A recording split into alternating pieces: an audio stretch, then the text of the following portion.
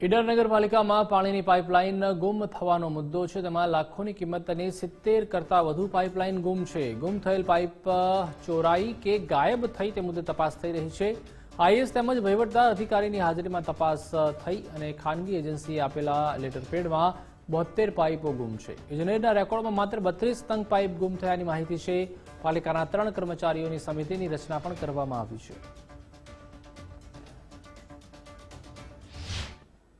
કાલે અમને એક પરિપત્ર આપ્યો હતો કે ભાઈ વહેલા તે પહેલાના ધોરણે અમે બિયારણ ફાળવીશું 20 બેગ એટલે 40 કિલો અમે બિયારણ આપીશું. અત્યારે અડદનું બિયારણ ને તલનું બિયારણ, અડદની જાત છે ગુજરાત 2, એટલે અમે ખેડૂત બધા લેવા માટે અહીંયા સાંજે 6 વાગે આવી ગયા. સવારે 8:30 વાગ્યાનો સમય હતો, પણ ખેડૂતોને બિયારણ પૂરતું આપતા નથી કર્મચારીઓ.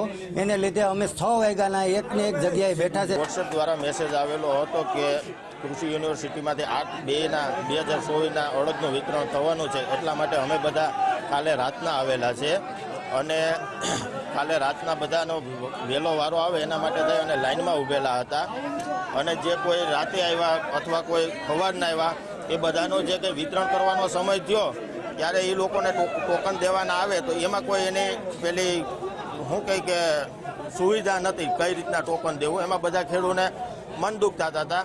જેથી કરીને અમે એવી માગણી મૂકી કે અત્યારે એની પાસે જે કંઈ સ્ટોક છે એમાં અમે 400 ખેડૂત હોય કે 500 ખેડૂત હોય એનો સ્ટોક જાહેર કરે અને અમને જે કંઈ ભાગે રૂપિયા આવે આજે એ અમને વિતરણ કરે. 5 વાગ્યાથી ખેડૂતો લાઇનમાં ઊભા છે, છતાં જે કંઈ જાહેરાત આપીને એગ્રીવાળાએ અડદ અને બિયારણનું વિતરણ કરવાનું કીધું છે એમાં અત્યાર સુધી એક પણ ટોકન નથી આપ્યું.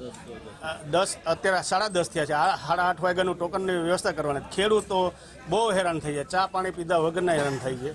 તો આ લોકોને કર્મચારીઓને કહીએ તો કર્મચારીઓ કોઈ જવાબ નથી દેતા કે આ કરું તો કે નહીં. અહીંયા નોટિસ મારી દે છે કે હવે અમે ઓનલાઈન કરશું.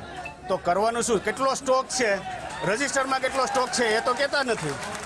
તો ખેડૂતોને હેરાન જ કરવાના છે કે બિયારણ વિતરણ કરવાનું છે એ અમને સમજાતું નથી.